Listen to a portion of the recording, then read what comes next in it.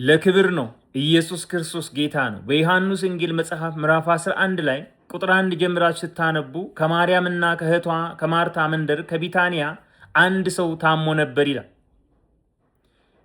ማርያምም ጌታን ሽቶ የቀባችው በፀጉሯም ያበሰችው ነበረች ይላል። ወንድማቸው አልዓዛር ታሞ ነበረ። ወደ ኢየሱስ መልእክተኛ ላኩ። ጌታ ሆይ አሉ፣ የምትወደው ወንድማችን አልዓዛር ታሟልና ና አሉ። ጌታም ለመልእክተኛው እንዲህ ብሎ መለሰ፣ ይሄ ሕመም ስለ እግዚአብሔር ክብር ነው እንጂ ለሞት አይደለም አለ። ኢየሱስ ክርስቶስ ጌታ ነው። ጌታ ዘገየብኝ ባላችሁት ነገር ላይ በእውነት በዚህ ጉዳይ የእግዚአብሔርን እጅ እፈልጋለሁ በምትሉት በዚያ ጉዳይ ላይ እግዚአብሔር ለክብር የሚለውጠው ነገር አለ። ጌታ የዘገየው ለክብር ነው። እነ ማርያም ቤት እነ ማርታ ቤት ትንሣኤ ሊሆን ጌታ ዘገየ። አራተኛው ቀን ላይ መጣ።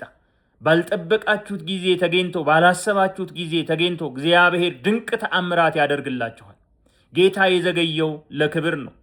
የዘገየው ለክብር ነው እያላችሁ ተናገሩ። እግዚአብሔር የዘገየው በሕይወቴ፣ እግዚአብሔር የዘገየው በቤቴ፣ እግዚአብሔር የዘገየው በጮኝነት ጉዳይ፣ እግዚአብሔር የዘገየው በትዳሬ፣ እግዚአብሔር የዘገየው በማልፍበት ሁኔታ ውስጥ ለክብር ነው እያላችሁ ተናገሩ።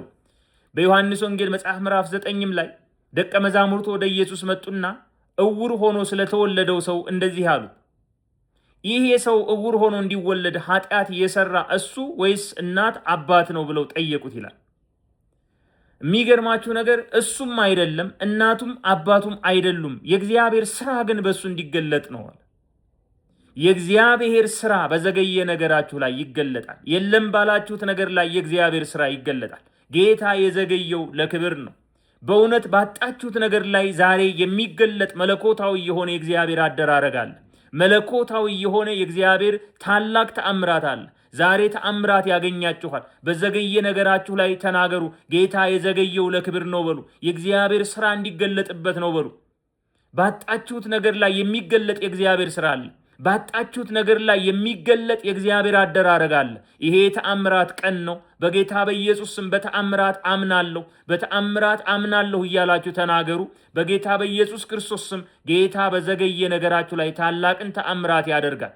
እግዚአብሔር የዘገየው ለክብር ነው።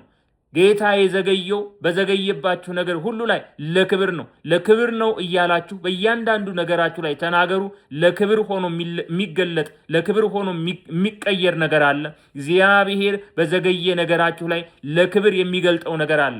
የእግዚአብሔር ስራ ይገለጣል። በዘገየ ነገራችሁ ላይ የሚገለጥ የእግዚአብሔር ጣት አለ።